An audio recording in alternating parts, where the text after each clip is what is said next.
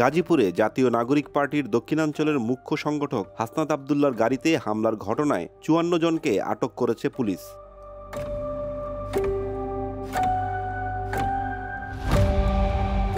আজ সোমবার সকালে গাজীপুর মেট্রোপলিটন পুলিশের উপকমিশনার রবিউল হাসান বলেন, রোববার সন্ধ্যায় হাসনাত আবদুল্লাহর গাড়িতে হামলার পরপরই দোষীদের শনাক্ত ও আটকে পুলিশের একাধিক দল অভিযানে নামে। রাতভর গাজীপুরের বিভিন্ন জায়গায় অভিযান চালিয়ে এ পর্যন্ত ৫৪ জনকে আটক করা হয়েছে।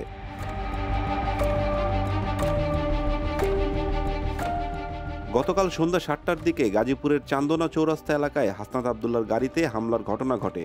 ঘটনার ব্যাপারে বাসন থানার ভারপ্রাপ্ত কর্মকর্তা মোহাম্মদ শাহিন খান জানান, ৩-৪টি মোটরসাইকেলে কয়েকজন দুর্বৃত্ত হাসনাতের গাড়ির গতিরোধ করে ইট পাটকেল দিয়ে হামলা চালায়। এই ঘটনায় হাসনাত আবদুল্লাহর হাতে আঘাত পান, তার গাড়ির গ্লাস ও উইন্ডশিল্ড ভেঙে যায়।